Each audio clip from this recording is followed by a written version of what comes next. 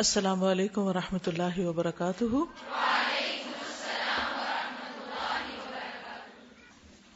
نحمده ونصلي على رسوله الكريم، اما بعد فاعوذ باللہ من الشیطان الرجیم، بسم اللہ الرحمن الرحیم، رب اشرح لي صدری ويسر لي امری واحلل عقدۃ من لسانی یفقهوا قولی۔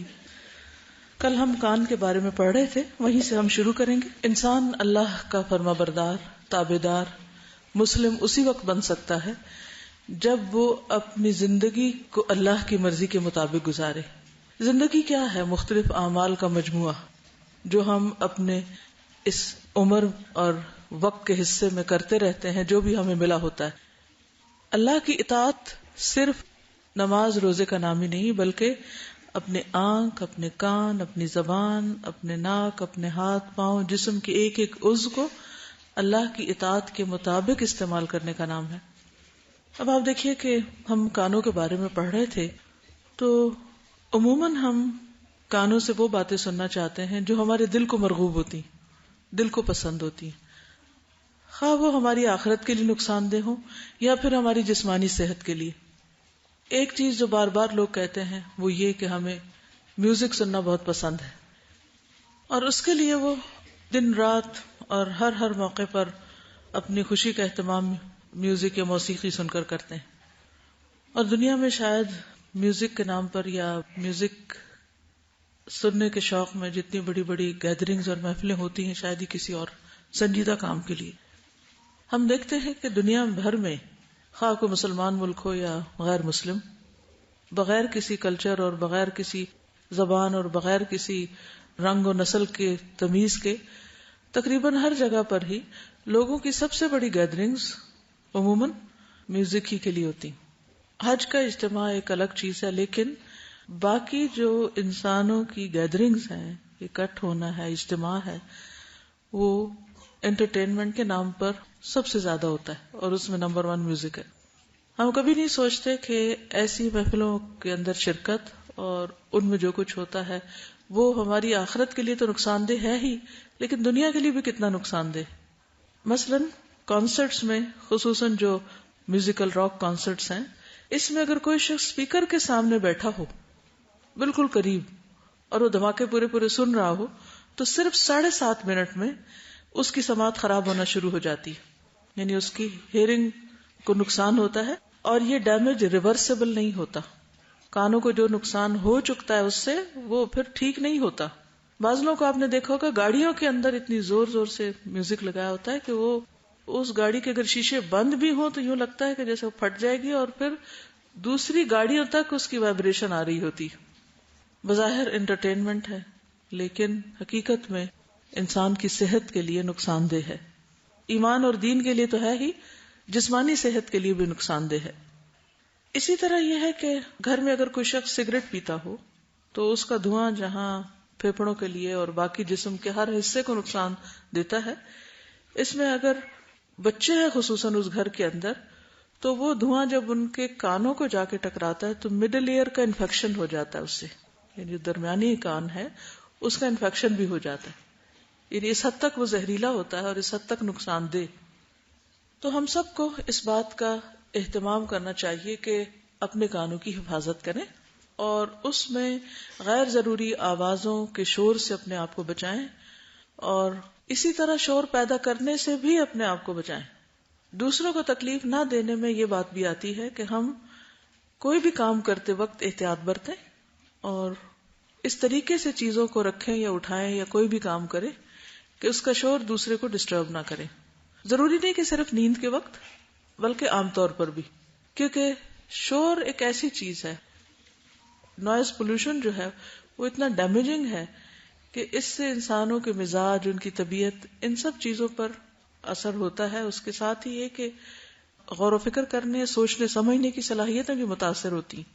پڑھنے والے پڑھ نہیں سکتے، عبادت کرنے والے عبادت نہیں کر سکتے، اور اسی طرح باقی لوگوں کے لیے اگر کوئی بیمار ہو تو اس کے لیے بھی تکلیف دہ چیز ہوتی ہے۔ لیکن بہت سے لوگ اس چیز کا احساس نہیں کرتے۔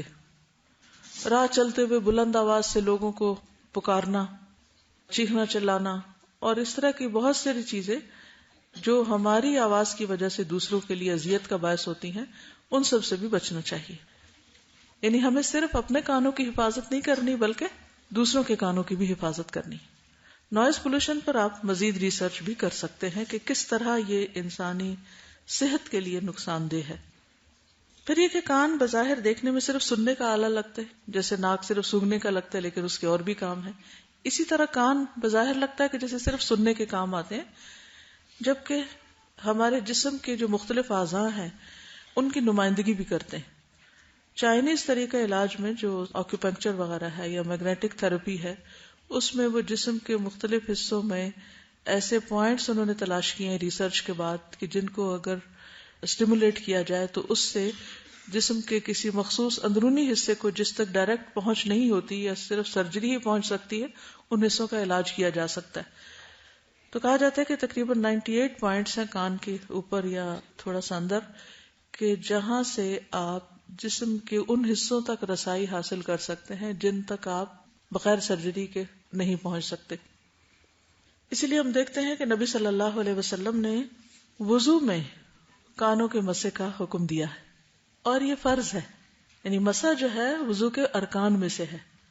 لیکن بہت سے لوگ اس مسح کو شعوری طور پر نہیں کرتے، بس ایسے ہی جلدی سے الٹی سیدھی انگلی پھیر لیتے ہیں. کیا آپ میں سے کسی کو صحیح مسح کرنا آتا ہے؟ کوئی کر کے دکھائے گا؟ کیسے کرتے ہیں مسح؟ دن میں 5 دفعہ اگر وضو کرتے وقت ہم پراپر مسح کرتے ہیں اور پوری وائبریشن ان سارے پوائنٹس کی ہو جاتی، تو صرف یہ وائبریشن یا اس کا جو ہلکا سا مساج ہے مسح کے تھرو، یہ ہماری پوری باڈی کو کس طرح فریش کر دیتا ہے. یعنی پانی تو کرتا ہی ہے وضو کا، لیکن اس کے ساتھ ساتھ کان کے اندر پراپر طریقے سے انگلی پھیرنا مزید صحت کا باعث ہے. یہ تو آپ کو معلوم ہے نا، اس وقت ہم جسمانی صحت کے بارے میں پڑھ رہے ہیں اور اس میں مختلف اعضاء کا کیا رول ہے. جی آپ بتائیے. اس میں یہ ہے کہ یہ ہاتھ آپ کریں گے پورا ہاتھ ڈھیلا کر، تو یہ 3 انگلیاں جو ہیں اس سے سر کا مسح پورا پیچھے لے جا کے اور اس کو واپس بھی لے کر آنا ہے. ہاں، انگوٹھا اٹھا لینا ہے. جب سر کا مسح کریں تو انگوٹھا ساتھ نہیں لگائیں. یہ 3 انگلیوں سے پیچھے جا کے پھر واپس آنا ہے، اور یہ 2 انگلیاں سپیئر ہوں گی آپ کی، انڈیکس فنگرز اور یہ تھام. تو اس انگلیوں سے اندر کے سارے کان کا مسح پوری جو ساری لیئر ادھر، اور جو انگوٹھا ہے اس سے آپ پیچھے جائیں گے کان کے، پھر انگوٹھے کی بیک سائڈ سے آگے. تو اس میں اندر سے بھی شروع کر سکتے ہیں اور باہر سے بھی. یعنی میک شور یہ کرنا ہے کہ جتنی بھی لیئرز ہیں ان سب کا مسح ہوا ہے. ٹھیک ہے. اگر آپ باہر سے شروع کریں گے تو آپ دیکھیے وہاں سے شروع کر کے یہاں جا کے ٹھیک ہے پورا ہو جائے گا، اور یہ انگوٹھا جو ہے یہ پیچھے سے آ جائے گا. تو اس طرح پورے کان کا دن میں 5 بار مساج ہوتا ہے. پورا جسم کو یہ اسٹیمولیٹ کر دیتا ہے. یہاں تک جائے گا، سامنے بالکل، بہت اندر نہیں، بہت اندر تو جائے گی بھی نہیں. یہ جو ہماری شہادت کی انگلی جہاں تک جاتی ہے سہولت کے ساتھ، نہ تو کوئی پریشر دینا ہے، رگڑا شگڑا نہیں دینا، لیکن یہ کہ جتنا آپ اگر ایکچولی پچھلے دنوں کوئی خاتون آئی ہوئی تھی تو انہوں نے بتایا کہ وہ کسی چائنیز کے پاس گئی علاج کے لیے، یعنی ٹینشن اور کھچاؤ وغیرہ کا علاج کے لیے کچھ ان سے کنسلٹ کرنے کے لیے. تو انہوں نے کہا کہ اگر آپ اپنے اس حصے کو تھوڑی دیر بھی یوں کر کے مساج کریں گے اوپر والے کو، ہلکا ہلکا، پریس نہیں کرنا، کھینچنا نہیں، کچھ نہیں کرنا، تو آپ کی ٹینشن دور ہو جائے گی. تو وہ کہنے لگی میں نے ان سے کہا تو ہم دن میں 5 دفعہ کرتے ہیں. تو کہتے پھر کیا مشکل ہے. لیکن ہوتا یہ ہے کہ طریقہ درست نہیں ہوتا، یعنی ہم اس کو یا تو چھوتے ہی نہیں، یا پھر یہ کہ بہت سخت چھوتے ہیں. تو اس میں ایک نیچرل وے میں اس کو ملنا ہے. عام طور پر بلڈ پریشر جب ہائی ہو جاتا ہے تو انہوں نے بتایا کہ کہا یہ جاتا ہے کہ یہ جو الگ سی جگہ لوگ کہتے ہیں نا اس کو، کان کی جہاں کانٹا پہنتے ہیں، تو اس کو مساج کریں، اور جہاں کنال جو ہے اس کے اندر ہاتھ ڈال کے تو اس کو تھوڑا سا اوپر کی طرف اس کو کریں، تو اس سے فوری طور پر بی پی نارمل ہونے لگتا ہے. امی جو تھی وہ ہارٹ کی پیشنٹ تھی نا، تو ان کے ڈاکٹر جب ان کو چیک کر ہوتے نا تو باتوں باتوں میں ہی ان کے ایسے کرتے رہتے تھے نا، اچھا آپ بتائیں اور یہ دوائی کھائی، یہ دوائی. ہو سکتا ہے کہ ان کو یہ معلوم ہو کہ کوئی ٹپ ہو کہ جس سے مریض جو ہے وہ بہتر فیل کرتا ہے. اس میں آپ یہ بھی دیکھیے کہ بعض اوقات ہم جب اپنے جسم کو خود کرتے ہیں تو اتنا نہیں ہوتا، جب کوئی اور ہمیں ہاتھ لگائے تو ایک دم ٹکلنگ بھی ہونے لگتی ہے. پھر اسی طرح یہ ہے کہ جیسے بچے ہیں، بچے جب سوتے نہیں ہیں یا رو رہے ہوتے ہیں یا بے چین ہوتے ہیں تو ان کے لیے بھی فائدہ مند ہوگا کہ اگر ان کے کان کے اوپر ہلکا ہلکا مساج کیا جائے. میں نے ایک خاتون کو دیکھا، وہ اپنے بچے کو سلا رہی تھی تو کان پہ بار بار ایسے کر رہی تھی، یعنی ٹیپ کر رہی تھی، تو بچہ سونے لگ گیا. تو اس سے مجھے لگا کہ جیسے کان اگر ریلیکس ہوتے ہیں تو نیند میں بھی آسانی ہوتی ہے. کن پٹی کی چوٹ بہت نقصان دہ ہوتی ہے. بالکل جی یس پھٹ جائیں گے بالکل. اور انسانی کان جو ہے وہ ایک مخصوص ڈیسیمل کی آواز سن سکتا ہے. اگر وہ اس سے زیادہ ہو جائے تو انسان کی موت واقع ہو سکتی. یہ بھی اللہ تعالیٰ کا کتنا بڑا احسان ہے کہ اس نے ہمارے کان جو ہیں وہ بہت مناسب جگہ پر رکھے. میں کبھی سوچتی ہوں کہ اگر آنکھوں کی جگہ کان ہوتے اور کانوں کی جگہ آنکھیں ہوتی تو ہماری شکل کیسی ہوتی. بعض جانور جو ہیں ان کے کان ہماری طرح سائڈ پر نہیں ہوتے. مثلاً جھینگر کے کان ان کے گھٹنوں میں ہوتے ہیں جی. پھر اسی طرح ایک اور جانور اس کے کان ان کے معدے میں ہوتے ہیں, سٹمک میں. بلی کے ایک کان میں 32 مسلز ہوتے ہیں اور اس کا ہر کان الگ حرکت کر سکتا ہے, اسی لیے آپ دیکھیں کہ وہ پاؤں کی آہٹ کو بھی پہچان جاتی. مچھلی کے کان ہوتے ہی نہیں ہیں لیکن پھر بھی وہ سن سکتی. تو وہ اپنے جسم پر موجود ریجز کے اوپر ایک پریشر فیل کرتی ہے جو اس کی مدد سے وہ سنتی ہے, یعنی وہ لہریں اس کے باڈی پر جو آتی ہیں تو وہاں سے اس کو پتہ چلتا ہے. پھر انسانی کان جو ہیں یہ 20 ہرٹز سے لے کر 20,000 ہرٹز کے درمیان سنتے ہیں. 20 ہرٹز سے کم اگر ہو تو انسان نہیں سن پاتا, اور اگر 20,000 ہرٹز سے اوپر ہو تو انسان کے کان پھٹ جاتے ہیں اور اس سے موت واقع ہو سکتی ہے. قیامت کے دن بھی ایسا ہی ہوگا. بلی جو ہے اس کی رینج 45 سے 64,000 ہرٹز تک ہے. پھر اسی طرح چوہا جو ہے وہ 1000 سے 91,000 ہرٹز تک سنتا ہے. ٹھیک ہے, بڑی سے بڑی آواز برداشت کر لیتا ہے, یعنی کہ اس کی جو کیپیسٹی ہے وہ زیادہ ہے. چمگادڑ جو ہے وہ 110,000 ہرٹز تک سنتی ہے, یعنی اس کے اندر یہ صلاحیت بھی ہوتی ہے کہ یہ بھی دیکھ سکتی ہے کہ کتنی دور تک کون سی چیز ہے, یعنی اسے سننے کے ساتھ اندازہ لگاتی. مجھے اس موقع پر وہ حدیث یاد آ رہی تھی کہ جس میں نبی صلی اللہ علیہ وسلم نے قبر کے اندر ہونے والے عذاب کے بارے میں فرمایا تھا کہ جب مردے کو مارا جاتا ہے تو اس کی چیخیں جن و انس کے سوا ہر چیز سنتی ہے. یعنی مثلا اگر اس طرح دیکھا جائے تو جو چمگادڑ, بلی, چوہا, یہ سب کے سب جو ہیں ان کی فریکوینسی ہم سے مختلف ہے یہ سننے کی. اسی طرح باقی چیزوں کی بھی ہوگی جو ہمیں نہیں معلوم. آپ کچھ کہنا چاہتی ہیں؟ ایسی کائنات کو میں کئی دفعہ امیجن کرتی ہوں کہ جس میں اتنی آوازیں ہوں, اگر ہم وہ سب سن پاتے تو ہم تو کام ہی نہیں کر سکتے تھے. تو اللہ تعالیٰ نے ہم کو پروٹیکٹڈ رکھا ہے کہ ہمارے کام کے لیے جتنی ریکوائرمنٹ تھی بس اتنے کے اندر ہی ہم کو سننے کے لیے بنایا. اب خود ہمارے جسم کے اندر کتنا شور ہے. اگر آپ کبھی ہارٹ بیٹ کو اسٹیتھوسکوپ سے سنیں یا پھر بچے کی جب ہارٹ بیٹ چیک کی جاتی ہے تو آپ نے دیکھا ہوگا کتنی زور زور سے دھمک ہو رہی ہوتی. تو یہ اللہ تعالیٰ کا ہم پر بہت بڑا احسان ہے کہ اس نے ہمیں بہت متناسب بنایا اور ہماری ضرورت کی ساری چیزیں ہمیں عطا کی. اب ان کی قدر کرنا, ان کی حفاظت کرنا, ان کو صحیح استعمال کرنا, انہیں حرام چیزوں سے بچانا, یہ ہماری دنیا اور آخرت دونوں کے لیے فائدہ مند ہے. اب دیکھیے کہ پچھلی قوموں میں سے ایک قوم جو تھی وہ صرف ایک چیخ سے مری تھی. فَأَخَذَتْهُمُ الصَّيْحَةُ. تو قیامت کے دن جو چیخ ہوگی اور سب کے سب میدان میں آ جائیں گے وہ بھی اللہ تعالیٰ کے اذن سے ہی ہوگا.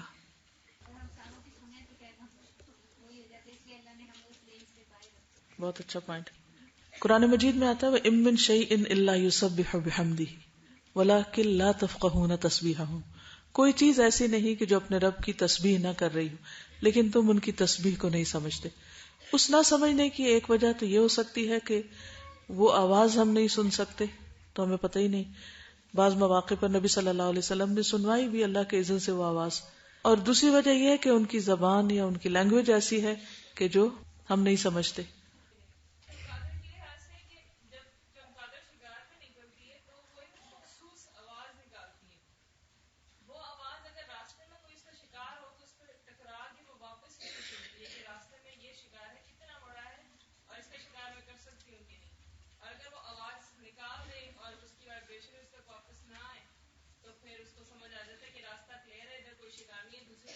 سبحان اللہ. تازہ بہرے لوگوں کا جو ہاسپٹل ہے یہاں پر جی سیکٹر میں, وہاں پر ایک بچی کو ہیئرنگ ایڈ لگوانے کے لیے لے کے گئے تھے ایک دفعہ چند سال پہلے. تو اس کو کچھ سنائی نہیں دے رہا تھا, میرے پاس رہتی تھی اور بالکل پرسکون ہوتی تھی نا, کچھ بھی ہو رہا ہو شور ہنگامہ. لیکن اس دن میں نے دیکھا کہ اس کے اتنا اضطراب اور اتنی تکلیف اور اتنا پین تھا. جب انہوں نے ہیئرنگ ایڈ لگائی تو ہم جس روم میں تھے تو وہ ساؤنڈ پروف تھا بالکل, وہاں اندر کوئی آواز نہیں آ رہی تھی. اسی طریقے سے بلیک انہوں نے, اور اس میں انہوں نے ٹیسٹ کیا کہ صحیح کر رہا ہے کام نا. تھوڑی دیر وہاں بیٹھے اینڈ دین انہوں نے ہم سے کہا کہ اب آپ جائیں. جیسے ہی ہم اس روم سے باہر نکلے, آفیسز کی کسی نے بیل بجا رہے ہیں, کوئی شور کر رہے ہیں, کوئی وہاں سے لے کے جا رہے ہیں. اس کی اتنی شکل پر اضطراب اور اتنی تکلیف تھی کہ میں سوچی تھی کہ یہ تو اس کے بغیر ہی, مطلب اس کو کیا مل رہا ہے نا. میں سوچنے لگی کہ اس کو پھر سافٹ آواز میں تلاوت سنانی چاہیے, لیکن اس کو ہر آواز اتنی تکلیف دے رہی تھی. اور تب پہلی دفعہ مجھے اندازہ ہوا کہ ساؤنڈ پولیوشن کیا چیز ہے اور وہ انسان پر کتنی تکلیف دہ اثر ڈالتی ہے. بالکل, اس کی روح پر اثر انداز ہوتی ہے. روح پر اثر. میں یہ سوچ رہی تھی کہ حضرت سلیمان علیہ السلام کو بھی تو اللہ تعالیٰ نے خاص صلاحیت دی تھی کہ چونٹی کی آواز بھی سن رہے ہیں اور ہدہد کی آواز بھی سن رہے ہیں. ان اللہ یسمع من یشاء, اللہ جس کو چاہتا ہے سنوا دیتا ہے, اور جو چاہتا ہے سنوا دیتا ہے. جی, ڈپریشن, تھک جائیں گے آپ.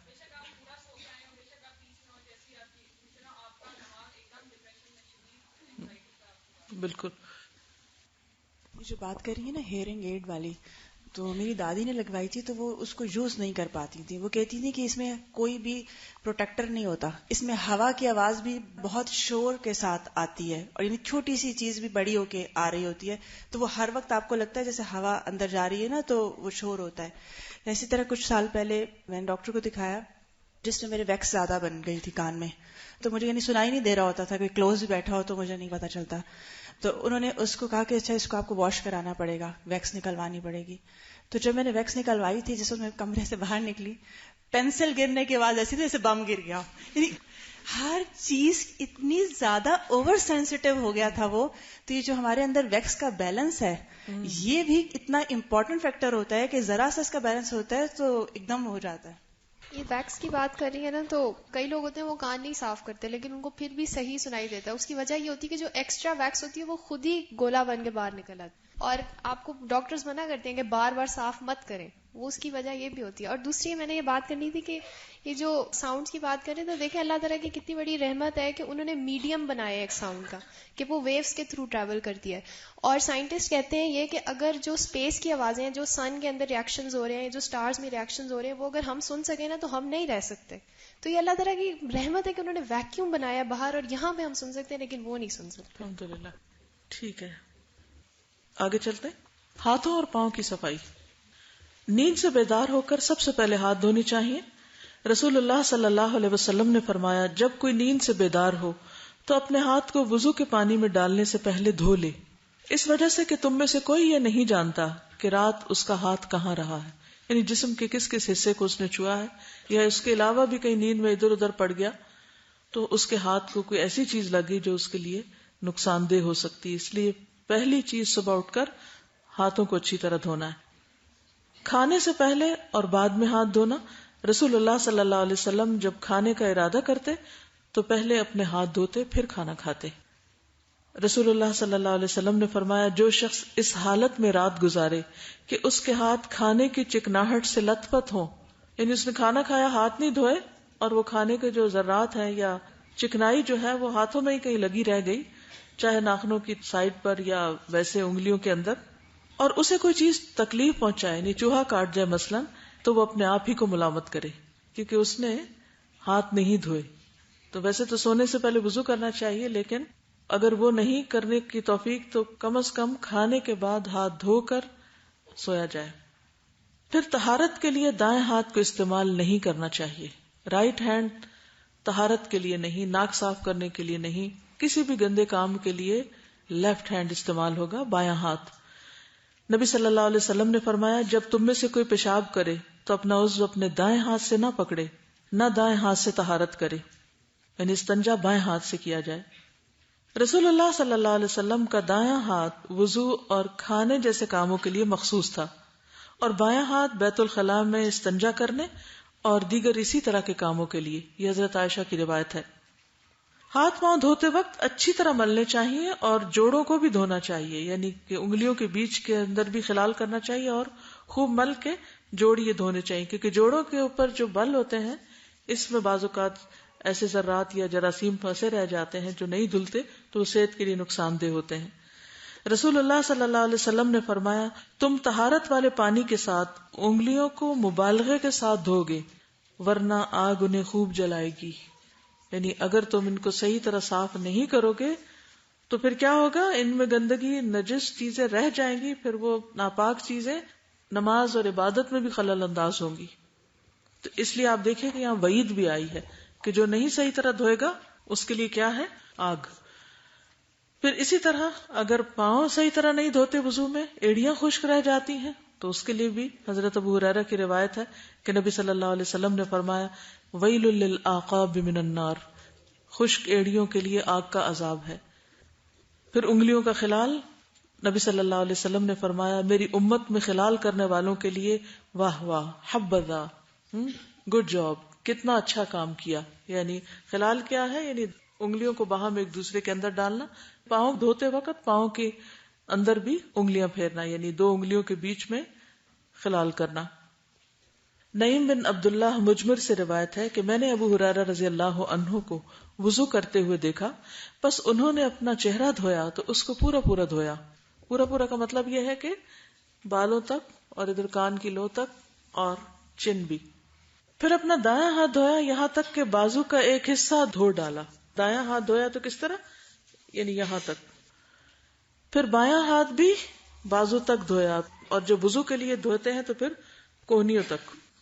پھر اپنے سر کا مسح کیا، پھر دایاں پاؤں پنڈلی تک دھویا، پھر بایاں پاؤں پنڈلی تک دھویا، ٹخنے سمیت یعنی۔ پھر فرمایا، میں نے اسی طرح رسول اللہ صلی اللہ علیہ وسلم کو وضو کرتے ہوئے دیکھا اور کہا کہ رسول اللہ صلی اللہ علیہ وسلم نے فرمایا، پورا اور کامل وضو کرنے کی وجہ سے تم لوگ قیامت کے دن روشن پیشانی اور روشن ہاتھ پاؤں والے ہوگے، بس تم میں سے جو طاقت رکھتا ہے وہ اپنی پیشانی اور ہاتھ پاؤں کے نور کو لمبا اور زیادہ کر سکے تو کر لے۔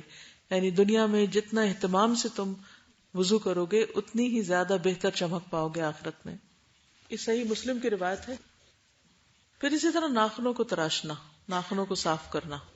آج کل کیا ہو رہا ہے ہمارے ہاں، ہر دوسرا شخص ناخن بڑھانے کو قابل فخر بات سمجھتا ہے، حالانکہ ناخن بڑھانا کس سے مشابہت رکھتا ہے؟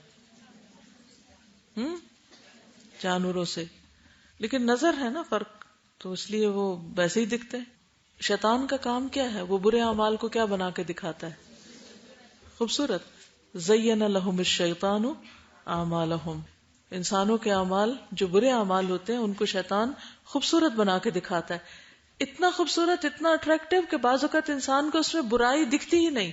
اگر کوئی سمجھانے کی یا منع کرنے کی کوشش کرے تو انسان سننا بھی نہیں چاہتا کہ یہ کیا بات کر رہے ہو، سب لوگ ایسے ہی کرتے ہیں۔ رسول اللہ صلی اللہ علیہ وسلم نے فرمایا، زیر ناف بالوں کا مونڈنا، ناخن کاٹنا، مونچھوں کا کتروانا فطری چیزیں ہیں، یعنی یہ فطرت کا حصہ ہیں۔ ہاتھوں کو جب مل کے دھویا جائے گا تو اس میں آپ دیکھیے کہ ناخن کی جو جڑ ہوتی ہے، بعض اوقات وہاں سے گوشت اکھڑا ہوا ہوتا ہے یا بعض لوگوں کا تھوڑا خراب ہوتا ہے تو اس میں پانی نہیں پہنچتا پوری طرح، یا میل مٹی پھنسی رہ جاتی ہے تو وہ دھلتی نہیں، یا گھی یا کھانا یا کوئی اگر آپ نے کٹنگ کی ہے یا خاص چیز کوئی بنائی ہے تو وہ بھی بیچ میں پھنس جاتی۔ بعض لوگ آٹا گوندتے ہیں تو وہ پوری طرح صاف نہیں کرتے اپنے ہاتھ کو، یا روٹی بناتے ہیں تو اس وقت ناخنوں کو پوری طرح صاف نہیں کرتے، جس سے آٹے کا کچھ حصہ چپکا رہ جاتا ہے اور وہ خشک ہو جاتا ہے، اور پھر اگر اس کے بعد وضو کرتے ہیں تو وضو نہیں ہوتا، اور اگر ہاتھ دھوتے ہیں تو وہ جگہ پھر بھی دھلتی نہیں، صاف نہیں ہوتی۔ تو اس لیے بہت ضروری ہے کہ انسان بہت اہتمام کے ساتھ اپنے ہاتھ پاؤں کو دھوئے۔ اسی طرح ایڑیاں کب خشک رہ جاتی ہیں؟ آج کل کے موسم میں عام طور پہ ایڑیاں خشک ہو جاتی ہیں، پورا جسم خشک ہو جاتا ہے، تو اس میں ایڑیوں کو پھر پراپر طریقے سے دھونا چاہیے۔ صرف اوپر سے پانی بہا لینا کافی نہیں، بلکہ ان کو مل کے دھونا چاہیے، یا اگر ایسا موقع ہو کہ رگڑ سکے تو ان کو رگڑ دینا چاہیے تاکہ ڈیڈ سیلز ہٹ جائیں اور آپ کا پاؤں پوری طرح دھل جائے، کیونکہ وضو کے ارکان میں سے ہے۔ جی آپ فرمائیں۔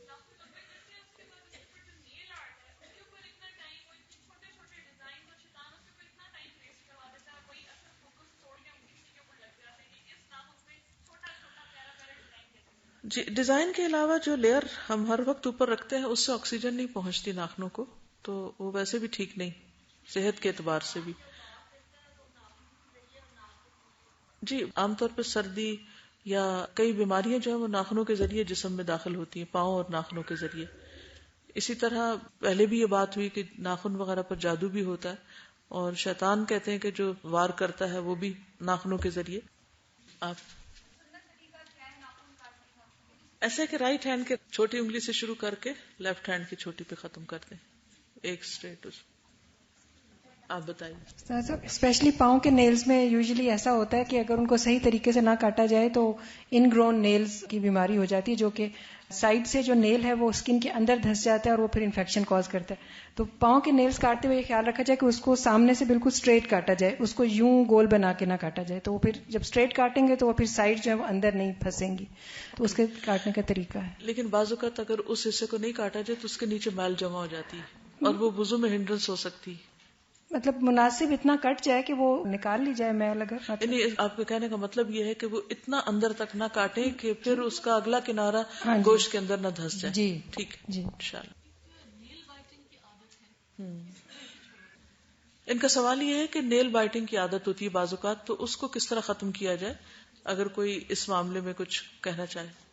ایک تو نیل بائٹنگ جو ہے وہ ریسرچ ہوئی تھی کہ انفیریورٹی کمپلیکس والے لوگ کرتے ہیں نیل بائٹنگ، اور دوسرا یہ کہ اس کے لیے ایک میڈیسن ملتی ہے، کافی بیٹر سی ہوتی ہے، وہ بچوں کے لیے یوز کرتے ہیں. اگر کوئی بڑا کرتا ہے تو وہ خود لگا لے، کہ وہ نیلز کے اوپر لگا دی جاتی ہے یا ان کی نچلی والی جو جگہ ہوتی ہے وہاں پہ، تو وہ جب بائٹ کرتے ہیں تو ذائقہ برا ہوتا ہے تو آہستہ آہستہ پھر چھوٹ جاتی ہے عادت. اوکے جی. آپ صحیح طرح سے کاٹ لیں گے نا اس کو، جب آپ منہ کی طرف لے کے جائیں کچھ ہوگا ہی نہیں کھانے کے لیے تو پھر واپس آ جائیں گے. ہاں یہ بھی اچھا علاج ہے، دس اے گڈ ٹریٹمنٹ.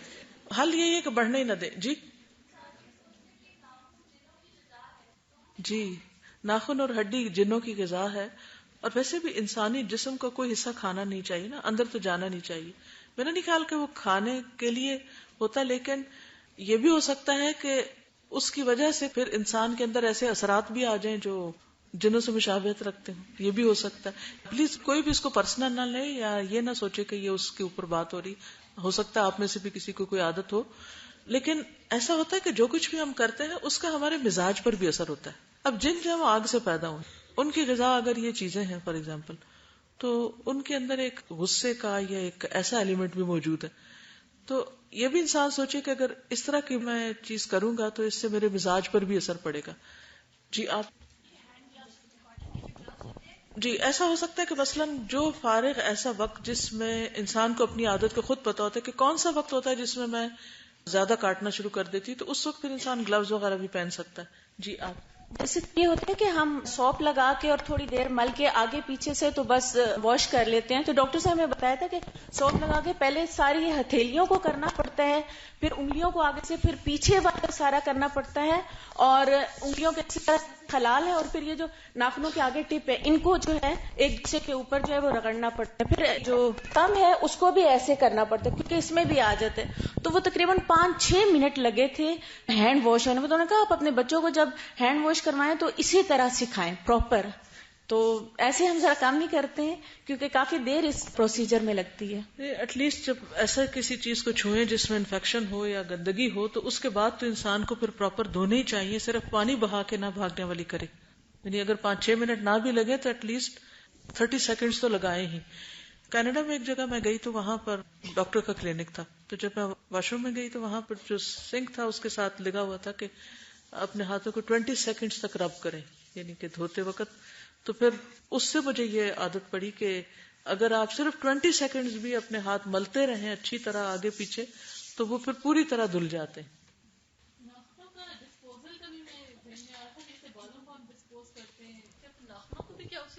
بہتر یہی ہے، خصوصاً ایسی جگہ پر جیسے پبلک پلیس میں ہو یا آپ کو پتا ہو کہ یہاں یہ مس یوز ہو سکتے ہیں، تو اس صورت میں کافی احتیاط برتیں.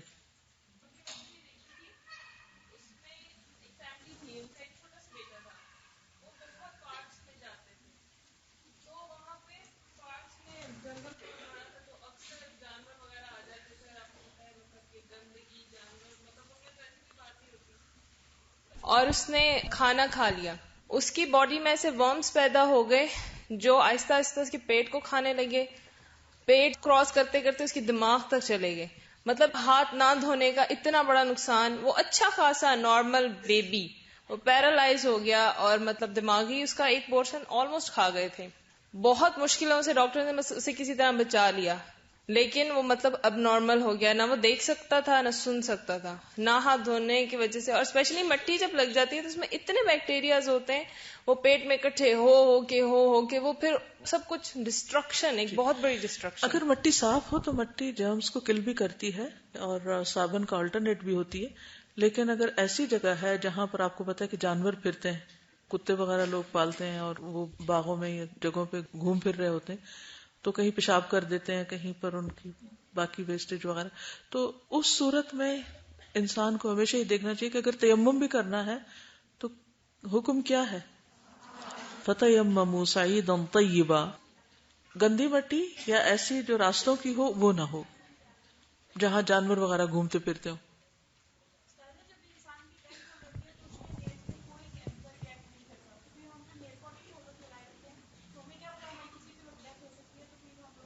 جی, سب سے بڑی بات تو یہ کہ اگر آپ وضو سے پاک نہیں ہوئے تو وہ جو پاکیزگی کی کیفیت اور ایک سکون کی کیفیت ہے وہ نہیں نصیب ہوگی, پھر عبادت قبول نہیں ہوگی.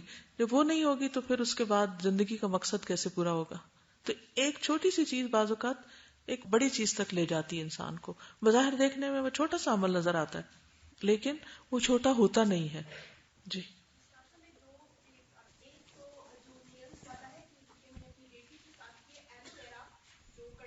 ایلو ویرا جیسے ہم لوشن لگاتے ہیں ایسے ایلو ویرا لگا لیں. بالکل. ایک یہ تھا, اور دوسرا یہ کہ جو ابھی میں یہ پڑھ رہی ہوں تو میرے لیے بڑی تکلیف دہ چیز ہے کہ خشک ایڑیوں کو عذاب دیا جائے گا. تو میری ایک پریکٹیکل سی ٹپ ہے. ایک تو یہ کہ آپ کا لوشن آپ کے جائے نماز کے پاس ہونا چاہیے کہ وضو کر کے جب آپ نماز کے لیے جائیں تو آپ وہ لگائیں. اور اس کی جگہ ایک اور اس سے بھی زیادہ افیکٹو چیز کہ آپ اگر اولیو آئل اپنے وضو کے وہ جو جگہ ہے وہاں رکھیں, اس کے بعد آپ اس کا مساج کر لیں تو تقریباً 3 سے 4 وضو تک سردیوں میں آپ کی ایڑیاں بالکل خشک نہیں ہوتی, اور اگلے وضو میں بڑا ایک سلپری اور اسموتھ سا افیکٹ آتا ہے اور آپ کو خود کو بھی اچھا لگتا ہے, تسلی سی ہوتی. اس کے علاوہ یہ ہے کہ جیسے فجر کی نماز پڑھ کر وضو کی حالت میں اگر آپ ویزلین یا کوئی بھی ایسے پیٹرولیم جیلی لگا کے ایک دفعہ آپ جرابیں پہن لیں اور باقی نمازوں میں آپ صرف مسح کرتے جائیں, اور اس کے بعد اگر اگلے دن آپ دیکھیں گے تو آپ پہلے سے بہتر ہوں گے. پھر اگلے دن صبح اگر آپ دھو رہے ہیں تو اس میں کوئی بھی چیز خشک باقی نہیں رہے گی. جی, وضو میں خشک نہ رہے. وضو دن میں 5 دفعہ کرنا ہوتا ہے تو اس لیے ویسے ڈرائی ہو جاتی ہے تو ظاہر ہے کہ سب کو کچھ نہ کچھ تکلیف ایسی ہو جاتی ہے, لیکن چونکہ اس کا تعلق وضو سے ہے تو وضو نہیں ہوگا اگر خشک رہ گئی. عموماً آپ دیکھیے جب ہم وضو کر رہے ہوتے ہیں تو ہم میں سے کتنے لوگ ایڑی کو ملتے ہیں, کتنے ہارڈلی ملتے ہیں ہم. سامنے کا حصہ پھر بھی انگلیوں میں خلال وغیرہ کر لیے, دھو لیا, لیکن پاؤں اٹھا کے نیچے سے اس کو رب کرنے میں ایک مشکل ہوتی ہے. کیوں نہیں لگے گا؟ آئل یا سوائل کوئی بھی ایسی چیز جو بہنے والی ہو وہ وضو میں حائل نہیں ہے. ٹھیک ہے, یعنی اس چیز کے بارے میں ذہن میں رہے کہ بعض لوگوں کو یہ خیال آتا ہے کہ اگر ہم نے کہیں بھی تیل لگا لیا تو ہمارا وضو نہیں ہوگا. ایسا کچھ بھی نہیں ہے. مسے میں وضو میں تیل حائل نہیں ہے, کیونکہ تیل خود پانی کی طرح بہنے والی چیز ہے. اگر وہ لگتی تو وہ ٹھہرنے نہیں دیتی, وہ اسکن کو ڈھانپتی نہیں ہے. اسکن کو ایسی چیزیں ڈھانپتی ہیں کہ جو سالڈ ہوتی ہیں.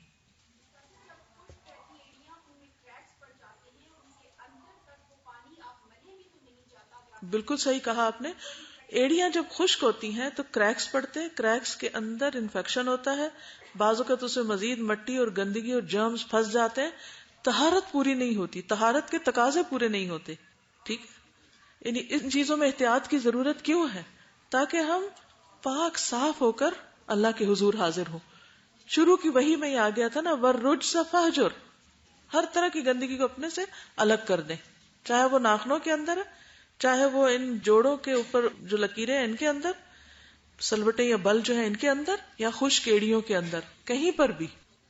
دیکھیے سمپل سا طریقہ ہے, اسکربر جو ہوتا ہے مٹی کا اور وہ بالکل جھاما جو دیسی قسم کا ہوتا ہے, اگر وہ آپ نہانے والی جگہ پہ رکھ لیں تو جب نہاتے ہیں نا تو پاؤں بالکل نرم ہو جاتے ہیں. تو آپ آخری چیز پاؤں دھونے سے پہلے اگر تھوڑا سا بھی اپنے آپ کو رگڑ لیں تو وہ ساتھ کے ساتھ صفائی ہوتی جاتی، پھر کوئی چیز جمع نہیں ہوتی. اور پرسوں جو ہم سن رہے تھے کہ نہانے کے بعد اگر سرسوں کا تیل لگا لیا جائے پاؤں کے انگوٹھوں کو تو 100 سال کی عمر بھی ہو تو نگاہ کمزور نہیں ہوتی. کتنے کام کی چیز ہے. ایسے جتنے بھی آپ کے پاس اچھی ٹپس ہیں ان سب کو کمپائل کر لیجئے، باہر بورڈ پہ لگا دیجئے. جب آپ فارغ ہو تو اپنے پاس نوٹ بھی کر سکتے ہیں اور اس میں سے جو جس کو سوٹ کرے، جس کے لیے جو سہولت ہو اس پر عمل کر لیں. اس کے بعد غسل، پورے جسم کو صاف رکھنا. غسل کے آداب قرآن مجید میں آتا ہے وَإِن كُنتُمْ جُنُبًا فَاطَّهَّرُوا وَإِن كُنتُمْ مَرْضَىٰ أَوْ عَلَىٰ سَفَرٍ أَوْ جَاءَ أَحَدٌ مِّنكُم مِّنَ الْغَائِطِ أَوْ لَامَسْتُمُ النِّسَاءَ فَلَمْ تَجِدُوا مَاءً فَتَيَمَّمُوا صَعِيدًا طَيِّبًا فَامْسَحُوا بِوُجُوهِكُمْ وَأَيْدِيكُمْ مِنْهُ مَا يُرِيدُ اللَّهُ لِيَجْعَلَ عَلَيْكُمْ مِنْ حَرَجٍ وَلَكِنْ يُرِيدُ لِيُطَهِّرَكُمْ وَلِيُتِمَّ نِعْمَتَهُ عَلَيْكُمْ لَعَلَّكُمْ تَشْكُرُونَ. اگر تم جنابت کی حالت میں ہو تو نہا کر طہارت حاصل کرو. اگر تم مریض ہو یا سفر میں ہو یا تم میں سے کوئی شخص رفع حاجت کر کے آئے یا تم نے عورتوں کو چھوا ہو پھر تمہیں پانی نہ مل رہا ہو تو پاک مٹی سے کام لو، پھر اس سے اپنے چہروں اور ہاتھوں کا مسح کر لو. اللہ تم پر زندگی کو تنگ نہیں کرنا چاہتا بلکہ وہ تو یہ چاہتا ہے کہ تمہیں پاک کر دے اور تم پر اپنی نعمت پوری کرے تاکہ تم اس کے شکر گزار بنو. نبی صلی اللہ علیہ وسلم نے فرمایا اللہ تعالیٰ کا ہر مسلمان پر حق ہے کہ ہر 7 دن میں ایک دن وہ غسل کرے. جیسے کچھ چیزوں کی لمٹ 40 ڈیز بتائی گئی تھی کہ جس جسم کے زائد بال صاف کرنے کی، تو غسل میں 7 ڈیز کی لمٹ ہے کہ ہفتے میں ایک دفعہ نہانا لازم ہے. اس کا یہ مطلب نہیں کہ صرف ایک دفعہ نہائیں، روز بھی نہا سکتے ہیں لیکن ایک دفعہ تو فرض کے درجے میں ہے. نبی صلی اللہ علیہ وسلم نے فرمایا 3 چیزیں مسلمان پر حق ہیں: جمعہ کے دن غسل کرنا، مسواک کرنا اور اگر خوشبو پائے تو لگا لے.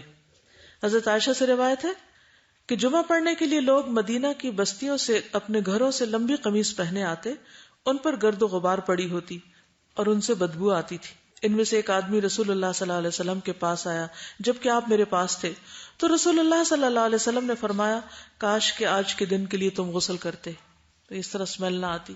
حضرت عائشہ فرماتی تھی لوگ اپنے کاموں میں مشغول رہتے اور جمعے کے لیے اسی میل کچیل والی حالت میں آ جاتے، اس لیے ان سے کہا گیا کہ کاش تم لوگ غسل کر لیا کرتے. ابو رافع کہتے ہیں کہ ایک دن رسول اللہ صلی اللہ علیہ وسلم اپنی ازواج کے پاس تشریف لے گئے اور آپ ہر ایک کے پاس غسل کرتے تھے. میں نے عرض کیا آپ ایک ہی بار کیوں نہیں غسل کرتے؟ تو آپ نے فرمایا یہ عمل زیادہ صاف اور بہتر اور پاکیزہ ہے. پھر یہ کہ جس جگہ غسل کیا جائے وہ جگہ صاف ہو. آپ صلی اللہ علیہ وسلم نے فرمایا تم میں سے کوئی ٹھہرے ہوئے پانی میں جو جاری ہو پیشاب نہ کرے اور پھر اسی میں غسل کرنے لگے، یعنی جس پانی سے نہانا ہو وہ پانی پاک ہونا چاہیے. رسول اللہ صلی اللہ علیہ وسلم نے فرمایا تم میں سے کوئی جنابت کی حالت میں ٹھہرے ہوئے پانی سے غسل نہ کرے کیونکہ وہ پاک نہیں ہوگا. کسی نے پوچھا وہ آدمی کیسے غسل کرے؟ فرمایا اس میں سے پانی علیحدہ لے لے اور غسل کرے، یعنی ٹھہرے ہوئے پانی سے نہیں بلکہ الگ نکال کے. غسل کا طریقہ کیا ہے؟ میمونہ رضی اللہ عنہا فرماتی ہیں میں نے نبی صلی اللہ علیہ وسلم کے لیے غسل کا پانی رکھا تو آپ نے اپنے ہاتھ 2 مرتبہ یا 3 مرتبہ دھوئے، پھر اپنے بائیں ہاتھ پر ڈالتے ہوئے اپنی شرمگاہ کو دھویا، پھر زمین پہ ہاتھ رگڑا یعنی مٹی سے اپنے ہاتھ کو صاف کیا، اس کے بعد کلی کی اور ناک میں پانی ڈالا اور اپنے چہرے اور ہاتھوں کو دھویا، پھر اپنے سارے بدن پر پانی بہا لیا اور اپنی جگہ سے ہٹ کر دونوں پاؤں دھوئے. آخری چیز کیا تھی؟ پاؤں دھونا، کیونکہ ساری اوپر کی میل کچیل پاؤں پہ آ کے جمع ہو جاتی تو پھر اس کو آخر میں صاف کر لینا چاہیے. حیض اور نفاس والی عورت کو بھی ان ایام میں اپنی صفائی ستھرائی کا خیال رکھنا چاہیے.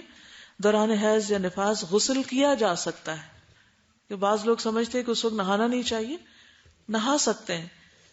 اسماء بنت امیس رضی اللہ عنہا نے شجرہ کے مقام پر ذوالحلیفہ میں محمد بن ابی بکر کو جنم دیا تو رسول اللہ صلی اللہ علیہ وسلم نے ابو بکر کو حکم دیا کہ وہ انہیں غسل کر کے احرام باندھ کر تلبیہ کہنے کا حکم دے. یعنی ابھی بچہ پیدا ہوا تھا تو تھوڑی دیر کے بعد ہی انہوں نے غسل کر لیا. ہمارے یہاں لوگ 40 ڈیز تک نہیں نہاتے، تو یہ بیماریاں پیدا کرتا ہے. بعض اوقات انفیکشن ہو جاتے ہیں اور وہ بڑھتے جاتے ہیں کیونکہ صفائی کا انتظام نہیں ہوتا. بعض علاقوں میں تو اب واٹر برتھ ہوتی پانی کے ذریعے اور پھر برتھ کے فوراً بعد پانی کے ٹب میں ڈال دیا جاتا ہے. ایک عورت نے رسول اللہ صلی اللہ علیہ وسلم سے پوچھا کہ میں حیض کا غسل کیسے کروں؟ آپ نے فرمایا کستوری میں بسا ہوا کپڑا لے کر اس سے پاکی حاصل کرو. یعنی جیسے ٹیشو وغیرہ ہے اور اگر اس میں خوشبو لگی ہوئی ہے تو اپنے ایسے حصوں کو کہ جہاں اسمیل آتی ہے وہاں خوشبو لگانی چاہیے. اس نے پھر پوچھا کیسے پاکی حاصل کروں؟ آپ نے فرمایا اس سے پاکی حاصل کرو یعنی خوشبو لگے کپڑے سے. اس نے دوبارہ پوچھا کس طرح؟ آپ نے فرمایا سبحان اللہ پاکی حاصل کرو. یعنی میں اس سے زیادہ کیا ایکسپلین کروں. حضرت عائشہ کہتی ہے کہ پھر میں نے اس کو اپنی طرف کھینچ لیا، یعنی بار بار سوال کر رہی تھی تو میں نے اسے پھر بتایا کہ جن جگہوں پر خون لگتا ہے ان کے اوپر خوشبو والا کپڑا پھیرو. ٹھیک ہے، یعنی نہانے کے بعد بھی مزید صفائی کا اور خوشبو لگانے کا اہتمام کرنا چاہیے. آپ خود سوچئے کہ جس جگہ پر مسلسل خون لگا رہا ہو وہ جگہ کیسے صاف ہو سکتی ہے، اور اس کے اپنے اثرات ہوتے ہیں اور پھر بعد میں دوسرے لوگوں تک بعض اوقات بو پہنچ رہی ہوتی ہے. اس صورت میں بہت احتیاط برتنے کی ضرورت ہے. اور پیریڈز کے دوران بھی، یعنی جب آپ پیڈ چینج کریں تو اپنے آپ کو صاف ستھرا کریں، اور اگر ڈیوڈرنٹ کا استعمال اس وقت کر لیں اور وہ ڈیوڈرنٹ الگ رکھیں، اسے باقی جسم پر نہیں لگائیں.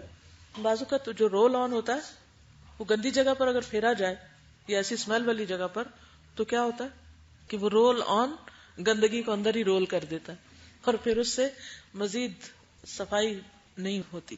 حالت عدت میں جبکہ عام طور پہ خوشبو لگانے کی اجازت نہیں، اس میں بھی غسل کے بعد خوشبو لگانے کی رخصت دی گئی ہے. حضرت ام عطیہ کہتی ہیں ہمیں عدت کے دنوں میں حیض کے غسل کے بعد کست اظفار خوشبو استعمال کرنے کی رخصت دی گئی. ایک اور روایت میں آتا ہے نبی صلی اللہ علیہ وسلم نے فرمایا حیض اور نفاس والی عورتیں جب میقات پر آئیں تو غسل کر کے احرام باندھ لیں اور حج کے تمام ارکان ادا کریں سوائے طواف کعبہ کے. کیا یہ بات سب کو سمجھ آ گئی ہے کہ اپنی صفائی دھلائی کے بعد اس پر خوشبو بھی لگانی ہے؟ نہیں سمجھ آئی؟ آ گئی ہے. عمل کریں گے اس پر. اگر سب اس پر عمل کرنے لگے تو آپ یقین کریں کہ گھروں کی اور اداروں کی فضائیں بہت صاف ستھری ہو جائیں. اس میں میں ایک چیز بتانا چاہوں گی کہ خوشبو کے لیے ٹیلکمز بالکل یوز نہ کریں اپنے لوور پارٹس میں، کیونکہ وہ کینسر کاز کرتے ہیں یوٹرس کا. اور سیکنڈلی وہ جو ان گروئنگ ٹو نیلز کی بات ہوئی تھی نا، تو ٹو نیلز کا پرابلم صرف بگ ٹو کے ساتھ ہوتا ہے، تو اس کے نیلز کو بالکل اسٹریٹ کٹ کرنا چاہیے. اوکے جی، نہانے کے بعد اگر پھٹکڑی لگائیں تو اس سے بھی اسمیل نہیں آتی. جی، کچھ لوگوں کو جیسے حیض کا پرابلم ہو رہا ہوتا ہے، کم آنا یا کوئی ایسے درد کا پرابلم، تو اس میں بھی کچھ لوگ سجیسٹ کرتے ہیں کہ اگر پیڈنگ کے وقت اس پہ خوشبو لگا لی جائے تو وہ شیاطین کو روکنے کا باعث بنتی ہے، کیونکہ شیاطین خوشبو سے بھاگتے ہیں نا. تو اس وقت خوشبو کا استعمال کرنا جو ہوتا ہے حیض کے دنوں میں وہاں پہ، تو وہ اس کی بیماری کو بھی روک رہا ہوتا ہے، کیونکہ وہ شیطانی عمل کو روک دیتا ہے. بال ڈائی کرنے کا کیا حکم ہے؟ ایک تو کہ نیچرل کلر ہو، نیچرل سٹف ہو جس سے آپ ڈائی کریں، یعنی کہ کیمیکلز نہ ہو. تیسرا یہ کہ بالکل سیاہ رنگ استعمال نہ کریں.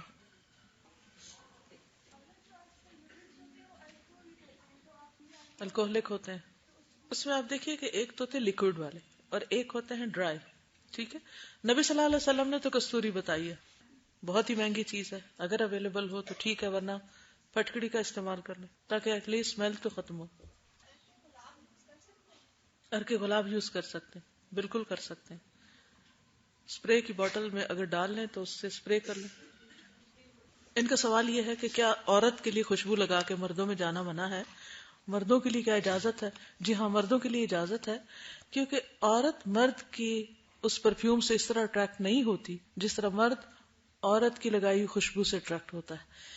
یہاں پر آپ دیکھیے کہ کسی نے کل ہی مجھے کاغذ دیا تھا، کہتے ہیں کہ میرے شوہر LLB کر رہے ہیں، کلاس میں لڑکیاں بھی ساتھ ہوتی ہیں، وہ آگے بیٹھ جاتی ہیں، بال کھلے، سروں پہ دوپٹے بھی نہیں، فل میک اپ، خوشبو لگی، کپڑے باریک. وہ کہتے ہیں کہ ہماری کوشش کے باوجود پڑھنے کی طرف دھیان نہیں ہو پاتا. عورتوں کا یہ عمل ان کے سیکھنے کے عمل میں بھی رکاوٹ ہے، تو اسی لیے منع کیا گیا ہے. اور جب خوشبو لگا کر نکلتی ہے تو وہ مردوں کے لیے ایک ٹیمپٹیشن کا ذریعہ ہوتی، مرد اس کی طرف متوجہ ہوتے ہیں.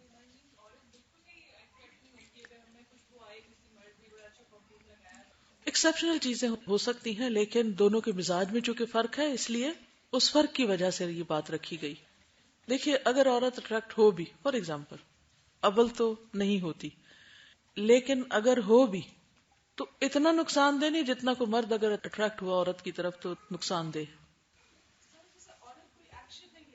یہی میرا کہنے کا مقصد ہے کہ وہ آگے فردر ایکشن نہیں لیتی اس طرح جس طرح مرد فردر ایکشن لے سکتا. آپ نے دیکھا ہوگا خصوصاً ہمارے ہاں کسی بازار میں عورت اگر اس طرح جا رہی ہو, اگر رش والا بازار ہو, تو مرد کس طرح اس کے جسم کو بعض اوقات ہاتھ لگاتی ہیں, چھیڑتے ہیں, یا اس طرح کی بہت سی چیزیں دیکھنے میں آتی ہیں. کبھی آپ نے دیکھا کہ کوئی عورت بھی مردوں کو اس طرح چھیڑ رہی ہو؟ اس ہفتے انشاءاللہ آپ کو نئی اسائنمنٹ مل جائے گی جو ایک چیک لسٹ کے اوپر ہے, جو کچھ ہم نے پڑھا ہے اس پر عمل کتنا ہو رہا ہے. اوکے, سبحانک اللہم و بحمدک اشہد ان لا الہ الا انت استغفرک و اتوب الیک. السلام علیکم و رحمۃ اللہ وبرکاتہ.